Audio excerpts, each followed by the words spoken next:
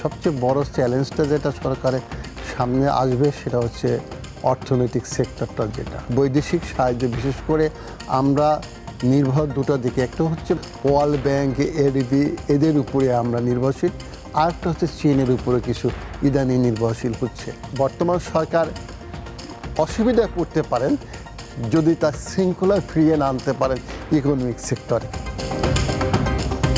বাংলাদেশে এখন তো এই জুলাই আছি, 2 বছর আগের একটা প্রেক্ষাপট, আজকে আমরা 2 বছর পরের জুলাই একটা রাজনৈতিক ক্রান্তিকাল অতিক্রম করেছে। তারপর বিপুল সংখ্যক জনসমর্থন, দেশের মানুষের ভোট এবং রক্তপাতহীন ভোট, সেই নির্বাচনের মধ্যে 4 মাস অতিক্রম করলো মাননীয় প্রধানমন্ত্রী তারেক রহমানের সরকারের সামনে এই যে বাজেট দেওয়া হলো, জুলাইয়ের বিচার সংস্কার, একই সঙ্গে রাজনৈতিক সমঝোতা, অর্থনৈতিক চাপ, সবগুলোই তো চ্যালেঞ্জের কথাই আমি বলছি।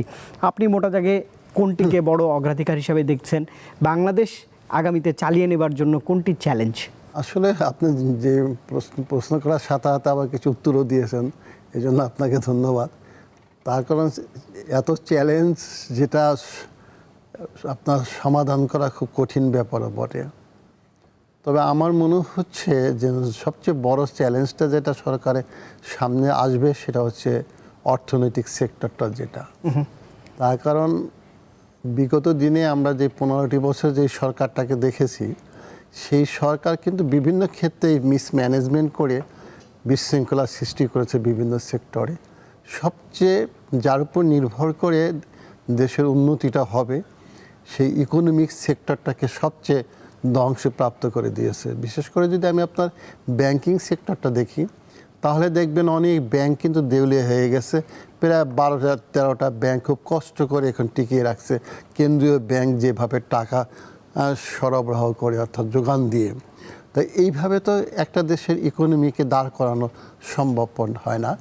আর যেভাবে সাহায্যটা আনতে চাবে এই বাজেটের পরে, বৈদেশিক সাহায্য বিশেষ করে আমরা নির্ভর দুটো দিকে, একটা হচ্ছে মার্কিন যুক্তরাষ্ট্রের দিকে, পশ্চিমা দেশগুলোর দিকে, এবং বলতে সাধারণত ওয়ার্ল্ড ব্যাংক, এডিবি, এদের উপরে আমরা নির্ভরশীল, আরেকটা হচ্ছে চীনের উপরে কিছু ইদানি নির্ভরশীল হচ্ছে।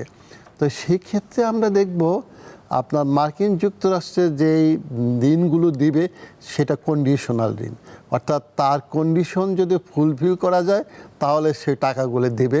এবং সেই ক্ষেত্রে কিন্তু ওই কন্ডিশনগুলো দেখা যায় আমাদের দেশের জন্য কল্যাণকর না, অর্থাৎ এমন কন্ডিশনগুলো দেওয়া হয় যেটা প্রকৃতপক্ষে ইকোনমিক ডেভেলপমেন্ট তত সহযোগিতা করে না, এবং আবার বিভিন্ন সেক্টর সামাজিক যে উন্নয়নটা সেটাও ব্যাহত করে।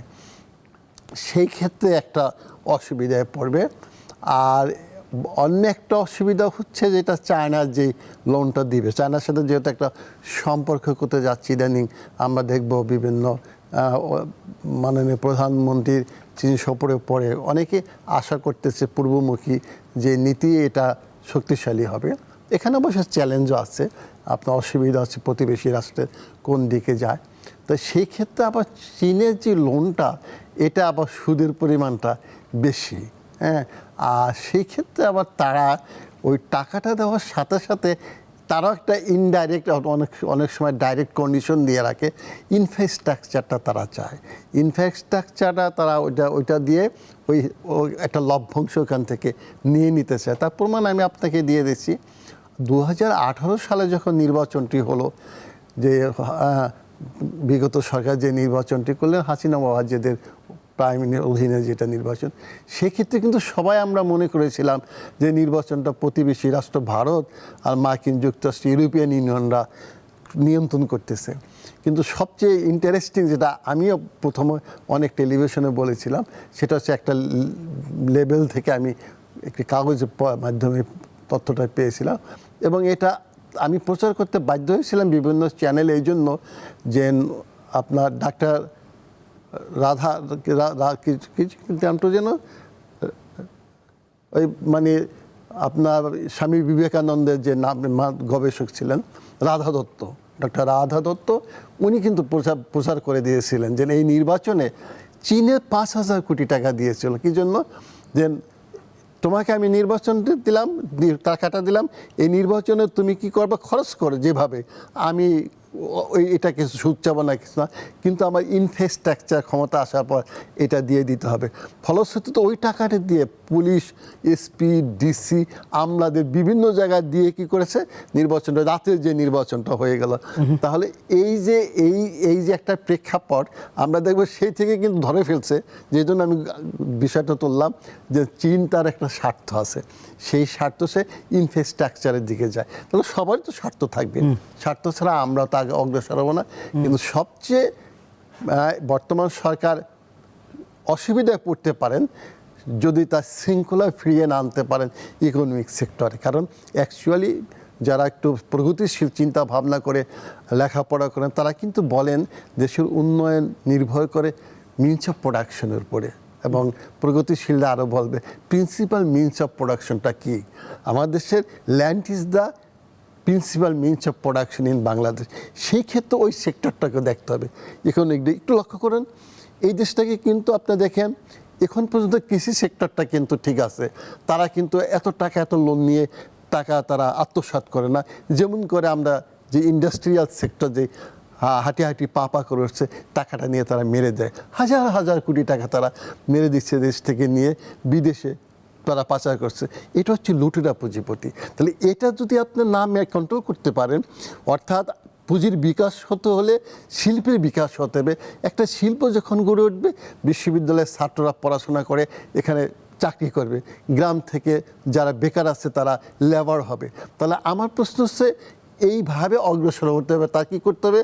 তার যে বিশাল বাজেট, এই বাজেটটাকে সাকসেসফুল করতে হলে তার যে রাজস্ব আদায়, এখানে তার নজর দিতে হবে। আর নজর দিতে হবে কোথায়? বাণিজ্যিক অসুবিধা তার যেটা আছে, বাধা, এই বাধাগুলো তার সমস্যাটা সমাধান করতে হবে। এইভাবে তারা আগাতে হবে। তা আমি একদিকে একটু আস্থা এই জন্য আছে, তারেক রহমান সাহেব কিন্তু ঘাত প্রতিঘাতের মধ্যে দিয়ে এখানে এসেছেন, অর্থাৎ যার জন্য আমার মনে হয় এবার কিন্তু তিনি পদক্ষেপটা খুব ধীরে ধীরে নিচ্ছেন, এবং খুব মানে জাস্ট এমনভাবে নিচ্ছেন তার নামে কিন্তু এখনো কোনো বদনাম হচ্ছে না। এই যে 4-5টা মাস আমি বিভিন্নভাবে আমরা দেখি, আবার আমি বিভিন্ন বদনামটা অনেক সময় নিজেও সংগ্রহ করি, কার কোন বদনামটা আছে, কিন্তু এই 4-5 মাসে কিন্তু আমি বিভিন্ন জায়গা থেকে শুনতেছি না যে তার ব্যক্তিগত পর্যায়ে এবং তার থেকে। এটা কিন্তু একটা পজিটিভ, কারণ যিনি লিডার, তিনি যদি স্বচ্ছ থাকতে চেষ্টা করেন পারেন, তাহলে তার যারা অন্যান্য মন্ত্রীরা বিভিন্ন সেক্টরে যারা কাজ করেন, তারা তখন ওইভাবে অগ্রসর হবেন। সেই ক্ষেত্রে আমার মনে হয় যে তিনি ভালো পদক্ষেপ গ্রহণ করতে পারবেন। আরেকটা আমি এই জন্য তাকে আপনাদের মাধ্যমে ধন্যবাদ দিচ্ছি, তার যেই লুক ইস্ট পলিসি যেটা নিয়ে, সেটা কিন্তু ভালো করবেন। কারণ যে অনেকে অনেক সমালোচনা করতে পারেন, কিন্তু এই চীনমুখী হওয়াটা এবং সিমিলারলি তার মার্কিন যুক্তরাষ্ট্রের সাথে যদি একটা রিলেশনশিপটা ডেভেলপ করে রাখতে পারেন, তাহলে ভালো।